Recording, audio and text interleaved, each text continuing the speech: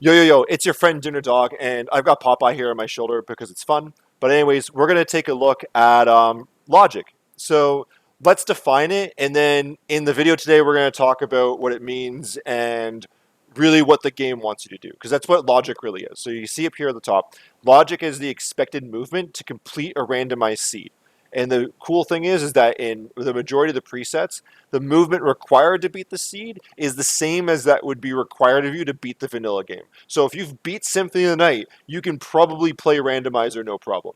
We're gonna focus on classic and guarded locations in this video, so we're not gonna go through Batmaster because it expands logic a bit, and there's so much to cover in adventure. We ain't got no time for that. So you can do things if they're out of logic, if you're able to. We call them out of logic checks. The game doesn't intend you to be able to do it, but especially like in a race situation, it's usually a good idea, especially if it's on the way for things. But we'll talk about routing and stuff in another video. If you haven't played Symphony in a while and you can't remember where all the relics are, fear not. The Talix randomizer tools are amazing. You hit the map button and it'll show you all the remaining locations. And if it's gray, you'll be able to get it eventually. If it's green, you can get it right now with what you've got. And if it's purple, you can kind of get it if you know some trickery, but the game doesn't expect you to be able to get it. So it's very cool. Grab that, install it. It's well worth your time. And complexity and logic are different things. So you've probably heard of complexity. We covered it in the last video. The complexity is just the randomizer utilizing logic to build progression steps, but it's not logic in and of itself. Logic is just what the game requires you to do to get certain things. And we're going to talk about all that. Now, if you don't have any background music right now, feel free to grab some. I've suggested the King of Limbs to in honor of our friend Granfalloon because he's got a lot of limbs. Link in the description if you want to listen to that on Spotify. Otherwise, let's get her. So first things first, we're going to talk about the relics you can grab with having nothing. You'll notice that I've named the locations based on what we would normally call them if we're racing, or just what you would normally find there.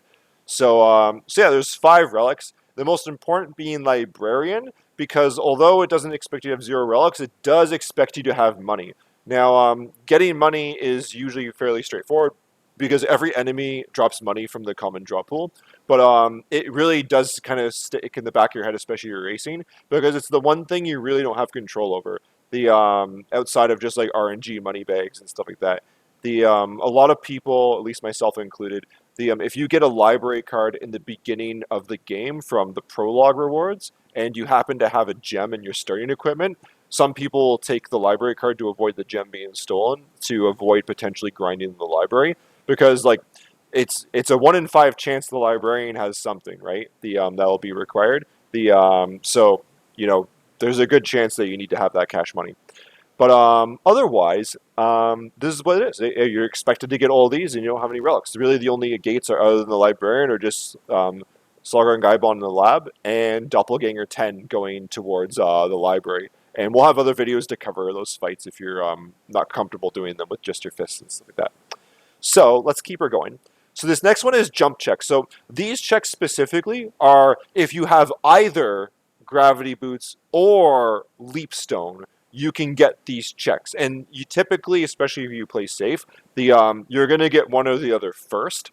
I'm not assuming that you have both at this point. I'm assuming you have one of them. And you'll see sometimes that both logos are here. That's just to signify you can do with either of them. Like you'll notice here, the fairy card check, you can get it with gravity boots in logic. It's very easy to get with leapstone by jumping off of a book to get up there, but the game doesn't expect you to do it, so it'd be out of logic if you did so.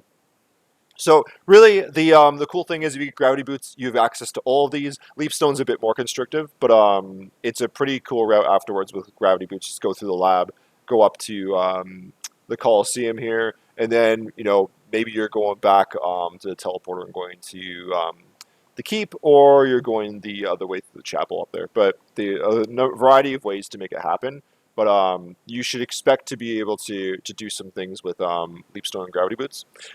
The one thing you're not expected to do, though, is if you are going from the outer wall to get leapstone, and you can't go from the left side of the castle because you don't have Jewel open, The game doesn't expect you to be able to do diagonal gravity jumps, and this messed me up when I was playing the randomizer at first. I thought I needed to have it because of the breakable bridges, but it actually, if you just have gravity boots, if you fall to the bottom and just go to the left side, there is a pathway up with just gravity boots that doesn't require a diagonal jump. It's very easy with Leapstone because you can make horizontal movement pretty easily, but with gravity boots, if you don't know how to do the diagonal, sometimes it can be a bit tricky, especially with the double bridge.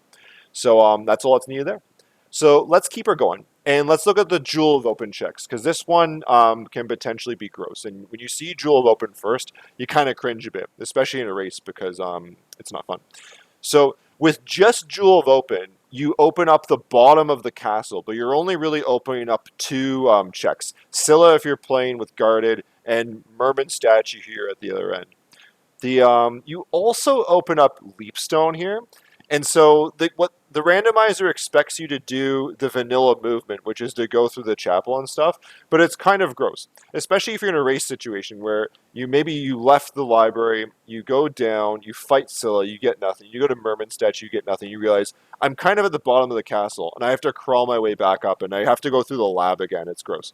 The So it's not fun. There is a way with actually no relics, but if you get Jewel of Open early in the library and you're like, I really don't want to go down to the caverns yet, you can get to the keep through the outer wall. We'll do a video on it. It's probably not worth your time unless you've got some good experience with the randomizer and such, but it can help you avoid this green line mess we have here because it's a much straighter path over and faster. So, and also, I'm calling this Merman statue because that's where you get the Merman statue. But typically, you'll see runners call this the Merman statue check because you need a Merman statue to get through it. So just be aware of that. And the reason why you can't get down to the bottom area here is because without any relics, you can't make this waterfall jump here. So if you just have Jewel of Open, you won't be able to go to the other side of the waterfall to unleash Donkey Kong, which then allows you bottom passage through the rest of the catacombs. All right. So speaking of opening the catacombs, there's essentially three ways to do it.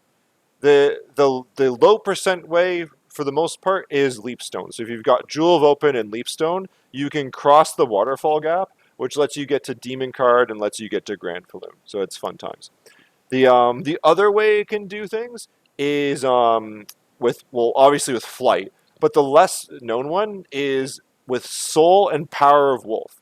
That is in logic, even though you probably would never do that in the game. Actually, you wouldn't because you would need like some sort of flight to get Power of Wolf.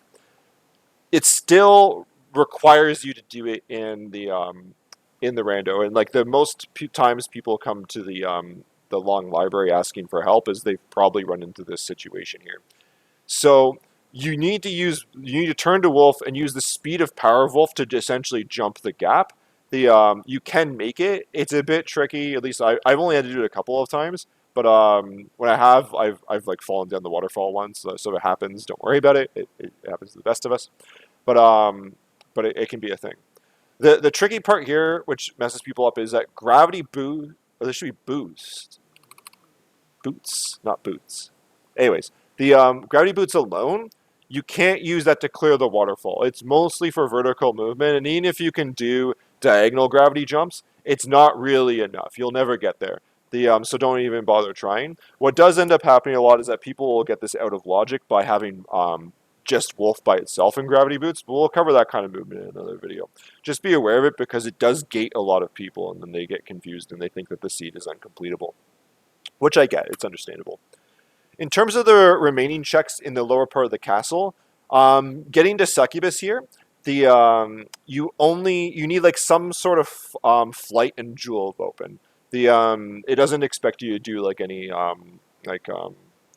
sword thrust shenanigans or something. You need to be able to have some sort of flight to get in there, and obviously Jewel of Open to get into this section entirely. The Holy Symbol check is just Jewel of Open and Merman. That's it. And then lastly, Spike Breaker is the interesting one. So the vanilla game expects that you will have Bat and Echo of Bat, and then that's how you'll navigate through the maze. And even if you have the fairy out, she kind of suggests to you that's the way to do it, and it's 100% intended. And that's exactly what the randomizer intends you to do. It only expects you to get through with Bat and Echo of Bat. And you may be saying, but like, I may have Spike Breaker already if I have a preset that randomizes the progression items, or I've got like Mist and Power of Mist, or I've seen people do it with just Bat. All those things are doable, but they're not in logic. It always assumes that you have Bat and Echo, so it can be a really strong play, especially playing a safe seed, to do this out of logic. And like it's kind of free with Mist and Power of Mist, but I get why it's not in logic, because you have to memorize the maze to be able to get through blindly, right? And there's a number of places that you could get stuck. Especially if you don't know the visual cues of how like the mist works in terms of hitting walls and such. So it never assumes that you know what the maze looks like, and it always assumes that you have Bat and Echo to get through there. So it can be very easily exploited to get a sweet out of logic check. But yeah, the whole lay here, we've talked about these. You can even get through with iframe abuse using items and shield rocket activations and like some transformations. Don't do this. It's really dumb. It's possible, but you should never try. When people try, like they usually fail, and it ends up costing them a race. Unless like you've got like a purple name, you should probably not try to do it. Like I don't do that. Like I would never consider it. I might consider it for Spike Breaker or for a Silver Ring, but I would never do like iframe abuse with Shield Rod activations for a Spike Breaker. That's just silly. Even for Silver Ring is pretty silly. All right, so let's keep her going here. So now let's look at the flight only check. So the game intends you to be able to grab all these checks with just flight. A lot of times people will forget about Fire of Bat. So be mindful of that bad boy. But otherwise, Gravity Boots is pretty much a no-brainer. Sword card by itself, you can get up to the sword card location with just Gravity Boots. But with just Gravity Boots, you won't be able to get up the huge shaft here to actually get into this area. So it'd be out of logic with just Gravity Boots. You need some sort of flight. And our flight examples obviously include Bat, Gravity Boots, and Leapstone, which is very typical, especially in safe. And Mist and Power of Mist. And the last thing about Sword Card is you do need to break this ceiling. Like I never found Sword Card in my vanilla playthrough, so just know that like you need to get into this area here. There's a ceiling to break. If you're not sure where it is, just like do some soul steals because like that will always hit, or just like slash the ceiling. You'll find it. There's two checks in the first castle which are specifically locked by transformations. Soul of Bat, obviously, it has a mist gate, so that's the only thing that'll get you through there. But the thing with Soul of Bat is it does require you to have either leap, gravity, or any form of flight. It won't force you to go down there with just mist without power of mist. You can do it, but it's very easy to get yourself stuck there unless you know some very specific movement. Otherwise, checking all rocks here can kind of be a pain because maybe the game gives you Leapstone and Gravity Boots and just Mist without power. It doesn't like so like the reason why Aurochs is gated by itself is there's a little tiny thing you got to get through that Alucard can't run past. And you are required to do that with just Mist, and it's really annoying because Mist takes a lot of MP to use without power. And it's easy to get stuck in there and just wait for your MP to come back, and Alucard's just like, what? And he doesn't know what's going on, right? So you can make it a bit easier on yourself with once you get into the gap, just start mashing the mist button, and sometimes you'll get a freebie. Like you'll get like a short mist for sure, and that'll take a little less MP than the full mist, but mashing it sometimes gives it to you for free. So just ram on that bad boy. And alternatively, in the second castle, Reverse Aurochs also requires the same transformation gate. So you need Wolf, Mist, or Bat. Lastly, just figuring out the remaining checks in the first castle here is that the Holy Glasses check here, it's just gold and silver ring. That's all it requires you to do. Once you have both of these, it's in logic to grab whatever it is down here. But you need to be careful with this one because if you don't have flight before you get both of these, the game is going to guarantee you some form of flight down here. Otherwise, it would soft lock you. So the game has that safeguard in place. The problem, though, is if you get one of the rings out of logic, maybe you aren't intended to have both rings at that time, and then you go down too early, and then you get soft locked. So always make a mental note if you do something out of logic to if you get one of the rings to say, hey, I need to make sure I have flight before I get down there, or I need to have whatever movement it was to get up to get whatever ring it was you got out of logic before I go down there. Or if you're going to roll the dice, there is a save room here right before you go down the elevator, and just make sure you save your game. But that can really mess you up here. It's very easy to, like, I don't know, use Leapstone to grab the fairy card out of logic, and then get a ring there, and then get both rings and go down and find out that there's a Vlad relic in there, and you're essentially stuck. Silver ring requires a Jewel of Open 100% of the time to open the jewel door. It 100% requires Mist to get through the Mist gate, and the game expects you to use Spike Breaker no matter the preset. Or at least with Guarded and Classic. However, you can do this without Spike Breaker, and you've probably seen some people do it. We'll go into it a bit more later, but you can get it without Spike Breaker. Although do note that the OG presets is you must have Spike Breaker in your inventory before checking Silver Ring, otherwise you're cheating, and we covered that in the last video. But yeah, otherwise, for the second castle, all you need is Holy Glasses and some sort of flight. Once you have those, you can get into the second castle in logic. And that means in logic flight too. Like if you're using like Mist without power and gravity boots to get out of logic flight, that doesn't count, and you probably shouldn't go because it'll be really difficult. But you could if you wanted to gamble.